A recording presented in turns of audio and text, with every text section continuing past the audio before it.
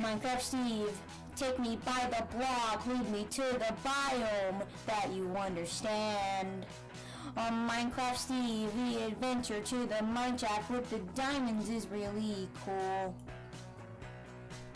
Oh, Minecraft Steve, the mine filled with diamonds is super good. And I wish to come back. Minecraft Steve, take me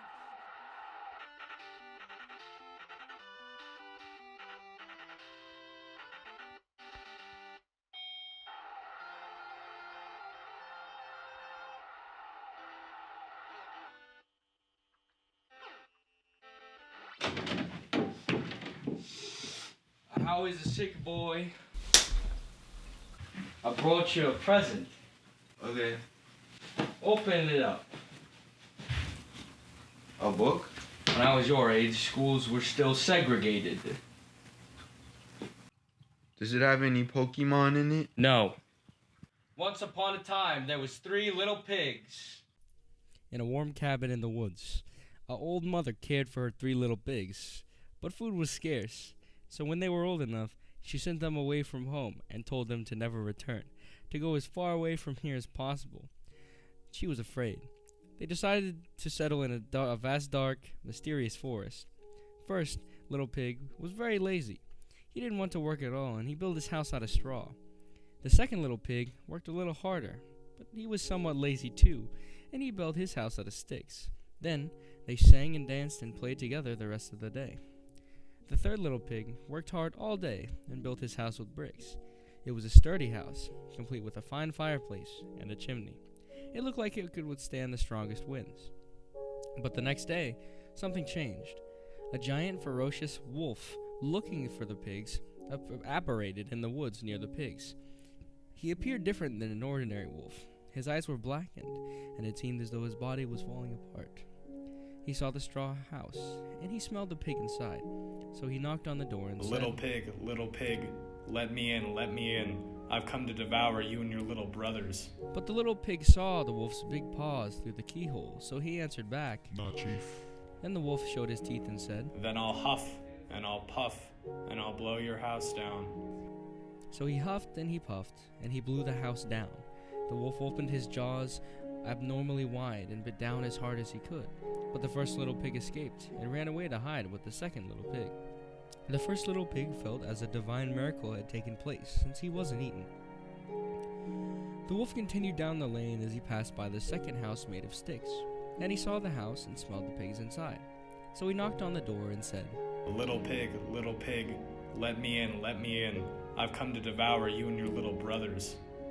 But the pigs saw the wolf's pointy ears through the keyhole, so they answered back. Nah, Chief. So the wolf showed his teeth and said. So he huffed, and he puffed, and he blew the house down.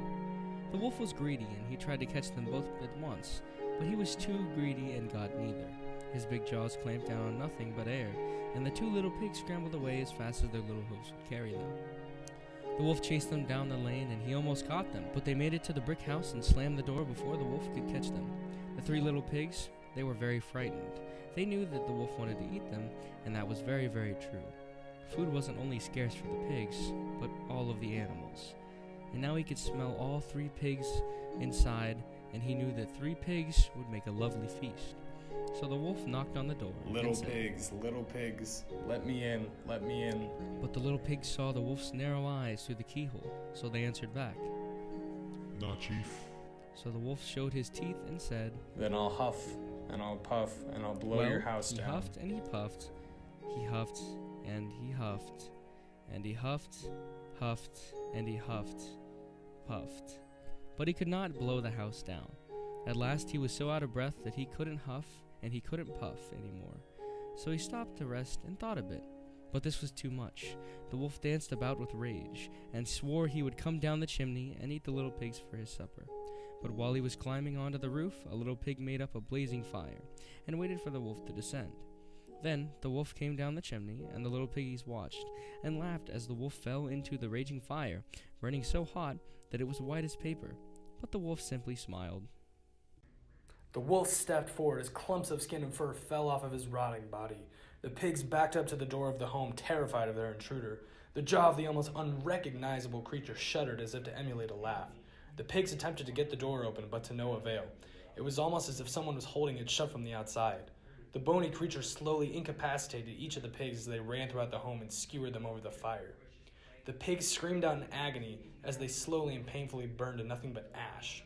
The wolf poured the heated ashes down his throat, feeling no pain as it burnt holes right through his body. And just like that, the creature, the house, and the pigs were gone.